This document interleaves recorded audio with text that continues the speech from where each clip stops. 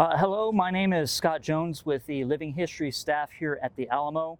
And for our first Saturday of May event, which is talking about homespun clothing items of 1830s Texas, we're going to talk about leatherwork, the tanning process that was done, the type of animal hide that was used, and some tools that were used, what was made with leather at this time, and one of these stitching techniques of sewing leather. Okay, so leatherwork this time is different items. Now, the leatherworking had been around they trace it back to about 40,000 years ago. Some of the early men started doing leatherwork, making actually shoes for his feet out of raw hide. So raw hide, what that is we're taking the hide off the animal. Primarily cow is the number one leather used, but you have sheep, goats leather that's being used, but primarily it's cattle or cow hide. So they'd skim or take the hide off the animal. You immediately would salt it to dry the hide out, to take out the water content from the hide to stop the putrefaction or the decaying of it. The hide would be then taken to the tanner, who would then begin the process of turning the hide into leather. So he would dip it into a vat of water and bark. This is called veg tanning. So it's primarily using tree bark off oak trees. It'd be crushed and put into a vat. The hides would be set, and then it would sit in there for a long, long time. I've read some accounts of veg tanning could take up to a year to get this done. So the hide would sit in there for a very long time. From there, it would go to a lime vat with lime water to, again, kind of stretch it out, take some of the flesh off of it, and it would be stretched out on a rack and scraped. The hair would be scraped off with a large knife to take the hair off. And so again, it's a long process. It took a very long time. It's still done today, not as much. Chrome tanning is done prevalent today. But from the tanning process, it was very smelly. You're dealing with animal hides, and so the tanner would have to set up his shop outside of town because of the smell. So, but the different types of items made, of course, are belts. Would have been made very prominent. Belts were used to carry pistols and knives on the frontier. And this is a sheath that I made for my knife. Again, cowhide leather. This is a hunting bag or shooting bag that most men carried on the frontier to carry your tools for your rifle. So I made this shooting bag about a year ago. And so it's, again, cowhide leather. It's a thick hide. And you see the stitching on it. It's all hand stitched, and this is the powder horn attached to it. It carried your gunpowder. So again, this is a bag that riflemen on the frontier needed to carry their tools for their weapon. These are soldiers' tools. These are implements that a soldier would carry on the battlefield. So a leather shooting cartridge box. He carries his cartridges inside of this leather pouch. It's got the leather belt here, and then this belt is called a baldric. Another leather belt that would hang down on the soldier's left side. This carried the soldier's bayonet. So again, it's all made of leather. It's all hand stitched, and this part right here is called a frog. This holds the scabbard to the belt, and again, hand stitched as well. So leather, of course, is very important. The leathers are used today as well, of course, for seats for cars. Your couch at home may be made of leather as well.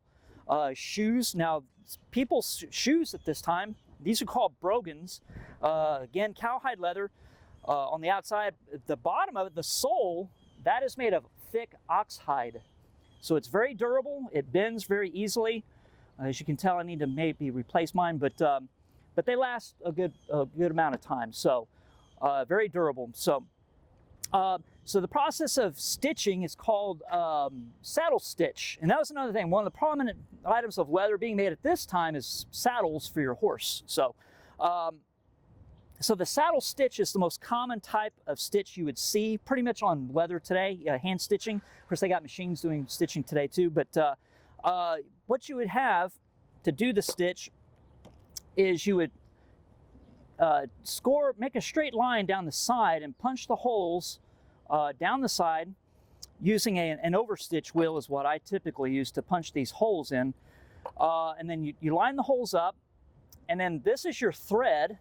It's a waxed linen thread, very strong thread. It's been waxed with a beeswax to make it pliable so it can go through the hole of the leather very easily. And then the needles, the leather stitch needles, they're very thick and heavy, sturdy needles that are used. And so this is how we'll show you how to stitch this together. So this is just a piece of scrap leather, and I'll show you how this stitch is done. So again, as you can see, I've punched the holes through my edge. You usually go 1/8 of an inch off the edge of the piece, no matter what you're making, maybe a sheath for a knife or so. So the saddle stitch is you run the thread through the first hole, and you make it even on both sides. You run one needle through the next hole, and then on the other side, you run that needle, the other needle, back through the same hole.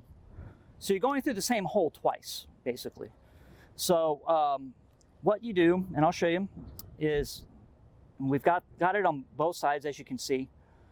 You run this needle through your hole punch here, and get it through the other hole on the other side. I usually like to use a pair of pliers to grab it, and that kind of way I can really push it through. So now we've got the needle through the hole. It should be a lot easier than this typically.